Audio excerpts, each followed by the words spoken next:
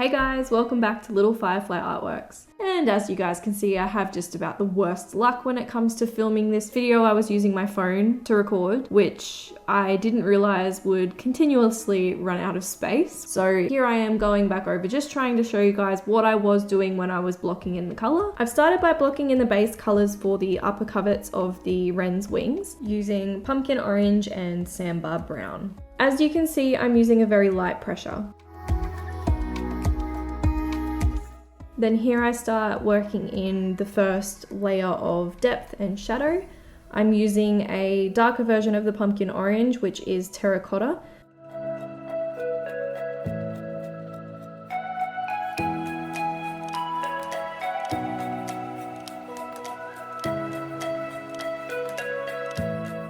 I also use the terracotta to darken the edge where the feathers meet the next layer of feathers. Then I work back in with the pumpkin orange to bring out some highlights and keep building texture and shape.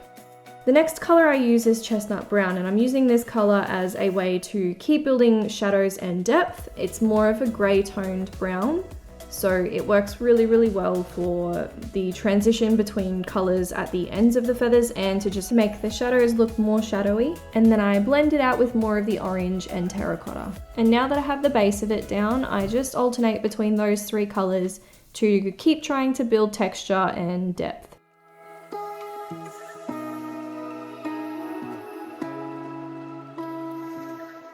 The leading edge of the wing is a lot lighter than the wren's shoulder, so I come in first with beige sienna and run that along the leading edge where the oranges are, and then I transition to peach beige at the very tip of the wing because it's not as orange toned as the bird's shoulder.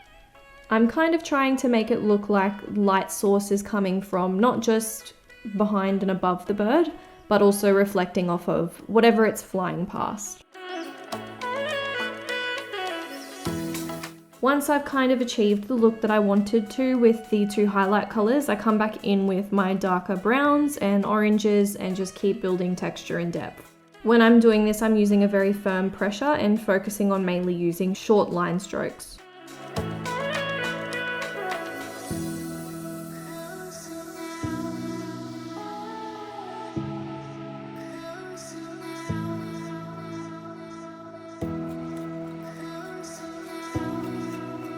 And then I transition to doing the wren's furthest wing. I'm using the same three darker colors, and I'm using the beige sienna and the peach beige as highlights.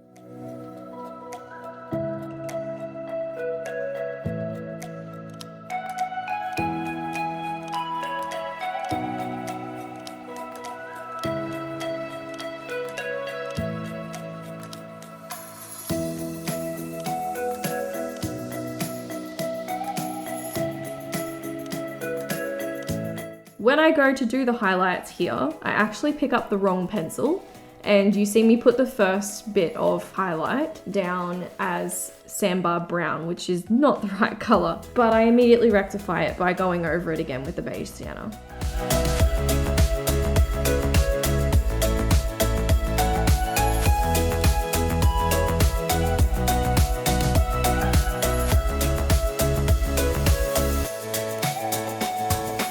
And now that I'm starting to work into doing the primary flight feathers, I'm trying to build the courage. I noticed that there was a spot on the wren's back where I missed doing a little bit of blue. So I'm just working back in with those colors to bring the blue into that little spot on the wren's back. And further obsessing over the depth and detail I have in the feathers on the wren's back.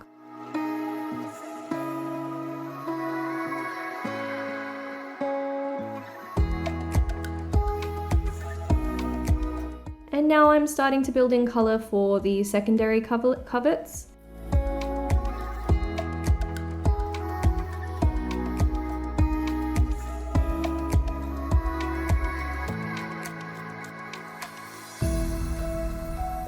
I also work a bit stronger of a highlight along the leading edge of the wren's wing using white.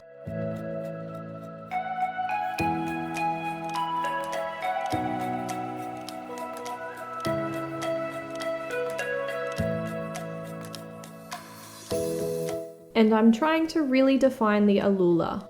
I did feel that the white on its own was too cool of a color for the highlights here, So I tried to blend over the top of it with beige sienna, but it still wasn't really making the effect that I wanted.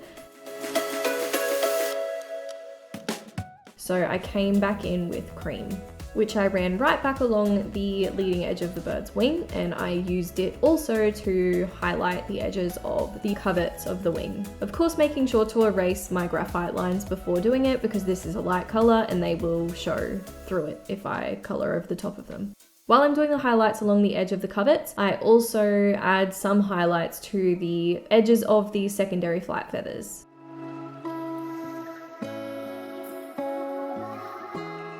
There were a few areas on the wren's collar where I could see that the black was looking a bit patchy, so I just went back through and coloured over the top of those areas to attempt to make it look a bit smoother.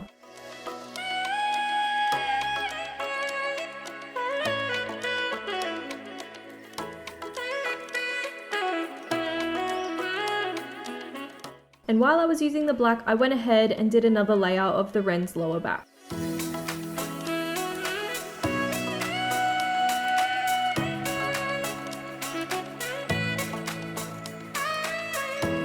And then I'm back to the wren's furthest wing. I just wanted to create a sharper edge between the coverts.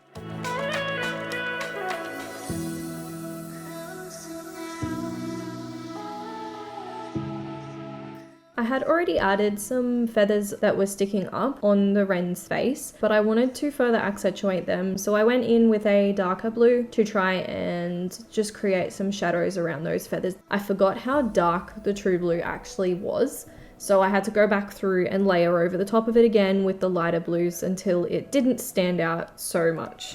And then while I was working with the blues, I went back through and added a few more highlights to the blue sections.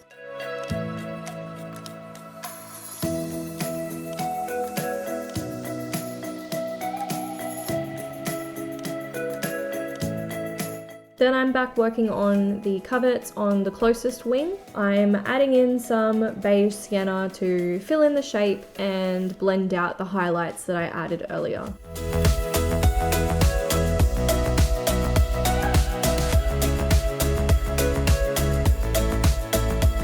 And then I started working in the base color for the flight feathers. I started off with 20% warm grey and worked on just blending that back into the coverts as well, so that there was a bit of a transition between both colours. I build on top of it with 30% French grey, which is more of a tan toned grey, because the feathers aren't quite the same colour as the warm grey. I alternate between both greys until I'm happy with the shade, and then work back in with my sandbar brown to define each feather and create a transition between the colours of the coverts and the colour of the flight feathers. I then go back in with beige sienna and cream to re-add in some highlights.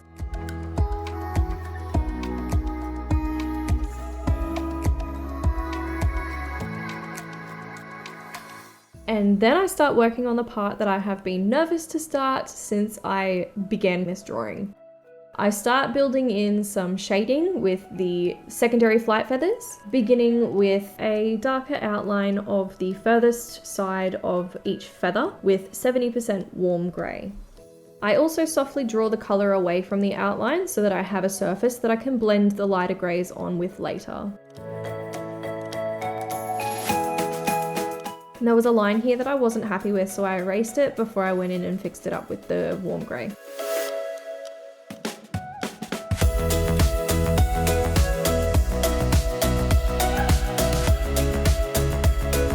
As you come closer to the centre of the wren's wing, the shadows aren't quite as pronounced, so I switched to the 50% warm grey and keep outlining the furthest edge of each feather. I blend the 50% warm grey out a little bit further than I was the 70% because the tone of this grey is slightly closer to the colour of the wren's feathers. I also try to focus on adding shadows in a certain way to give the wing a sense of movement. And then I come through and attempt to erase some of the messy graphite lines that I didn't think I'd have to get rid of, but thinking back on it, I realized that I was going to have to come through with lighter colors. I wasn't entirely successful, and I did feel that the eraser picked up quite a bit of the color pigment, so I went back through and added shadows in the spots where I felt that I'd erased a little bit too much. It's at this point that I actually reflected on the reason why I continually rotate the pencil in my hand. It's not something that I've ever noticed while drawing, but I thought about it, and the next time I was drawing, I consciously made the decision to think about why I'm actually rotating the pencil to try and find the sharpest edge of the pencil. I just thought it was interesting.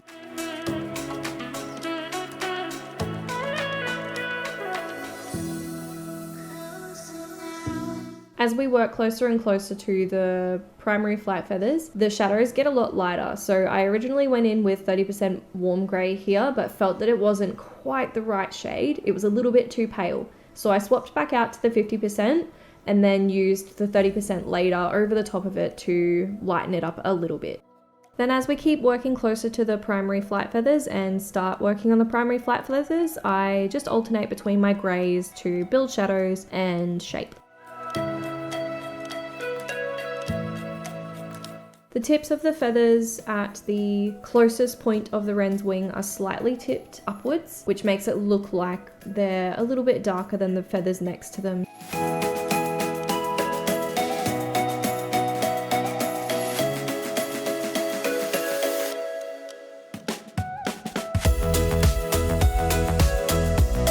And I was still too intimidated to go straight into working on the highlights for these feathers. So I'm back on the coverts and just building in some more texture and shape.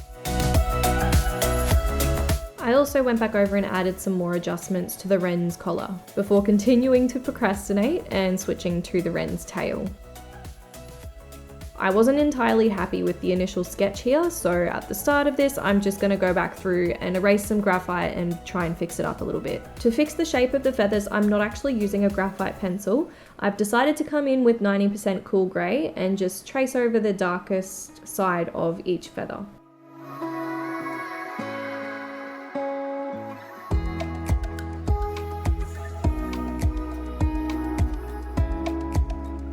And then I block in the base color with slate grey, and I'm erasing and adjusting the sketch as I go.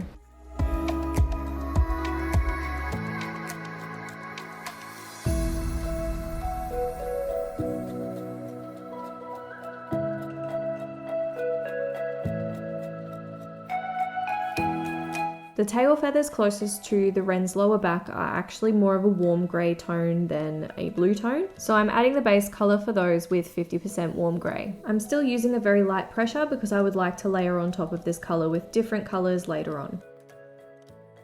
And then I work on building the detail for the feathers that are at the bottom of the bird's lower back. But these feathers, much like the flight feathers, aren't quite the same colour as the warm grey, so I layer over the top of it with peach beige and a few different shades of grey. And then I bring in a highlight with white and cream and alternate between a few different colours to help transition to the colour of the feathers.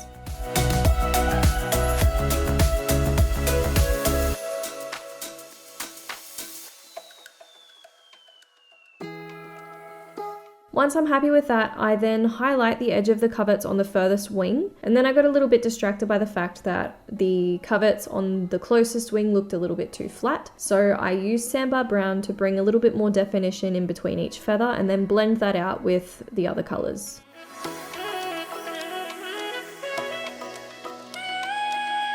Once I was happy with how the closest wing coverts looked, I switched back to the furthest wing coverts and started building in colour and shape over there with the same colours that I used for the closest wing.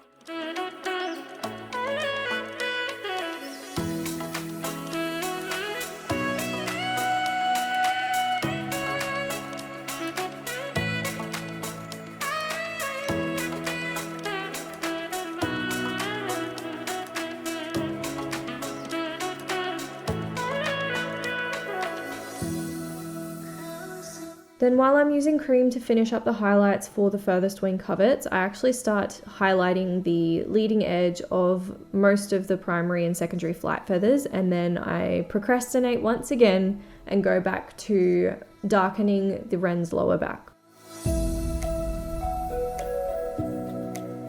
I lighten my pressure at the bottom of the wren's back where it meets the tail, because I come in with the lighter greys to help transition the colour from black to the colour of the tail.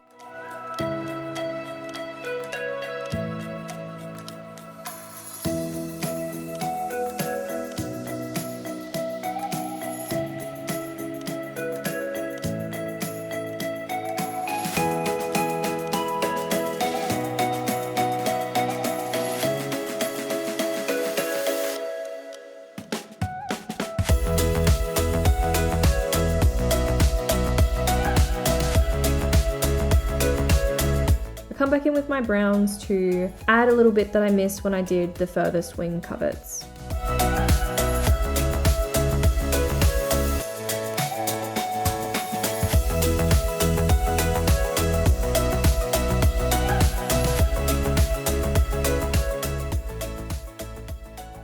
And that's all for this video.